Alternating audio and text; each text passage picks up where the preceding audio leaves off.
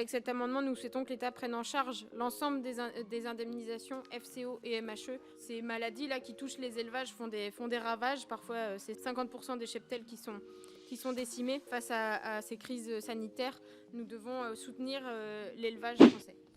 La CJA, c'est une aide à l'actif. Ça sert à aider les agriculteurs, les agricultrices qui sont installés sur des plus petites fermes qui ne touchent pas d'aide à l'hectare. Parce que le vrai problème, c'est que comme la PAC, c'est des aides qui sont ciblées à l'hectare, un maraîcher qui va avoir une petite surface, qui va avoir 1,5 hectare, il ne va pas toucher d'aide de la PAC, il va être en difficulté. Pourtant, c'est des fermes qui créent de l'emploi. C'est pour ça que c'est important de pouvoir soutenir aussi ces paysans-là. Parce qu'on le voit, les jeunes qui s'installent aujourd'hui veulent aussi aller vers des modèles de maraîchage sur des fermes à plus petite taille, et donc il faut forcément les accompagner. 10 millions d'euros le budget alloué au programme AITA, l'aide à l'installation transmission en agriculture.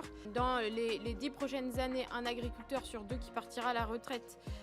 Il y a effectivement des objectifs qui ont été mis dans la loi d'orientation agricole en mai dernier, objectif d'atteindre 500 000 agriculteurs installés en France en 2035, donc il faut se donner les moyens. Et si Madame la Ministre veut faire adopter la loi, eh bien, il faudra bien que derrière on puisse avoir des garanties de moyens. Donc ça en fait partie pour accompagner les jeunes à l'installation et les cédants à la transmission. Cet amendement vise à créer un fonds pour le financement de contrats de transition agroécologique en s'inspirant du modèle du contrat territorial d'exploitation expérimenté entre 2000 et 2002.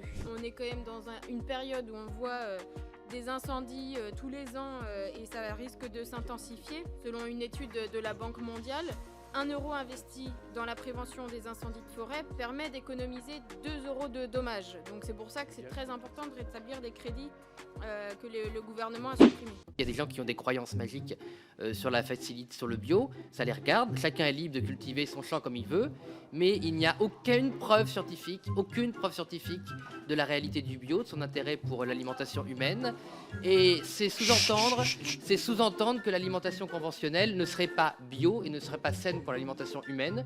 Non, moi je crois qu'il faut que vous arrêtiez d'essayer de dire des trucs. Une cinquantaine de chercheurs, donc certainement des magiciens du CNRS et de l'INRAE, qui rapportent que l'agriculture biologique justement est l'un des moyens de préserver la biodiversité les plus efficaces et qu'au contraire il nous faut allouer de l'argent supplémentaire à ce modèle-là. C'est un budget qui était très insatisfaisant à son arrivée. Évidemment, il y a encore des choses à faire évoluer.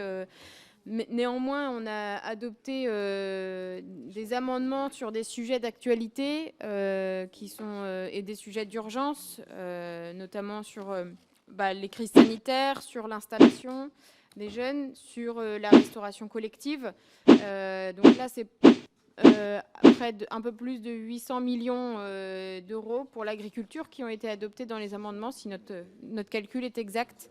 Donc évidemment, nous voterons pour ce budget. Et on espère pouvoir continuer à débattre dessus en séance. On votera contre ces crédits puisque ce budget n'a plus ni queue ni tête. On va passer au vote. Qui est pour le budget adopté?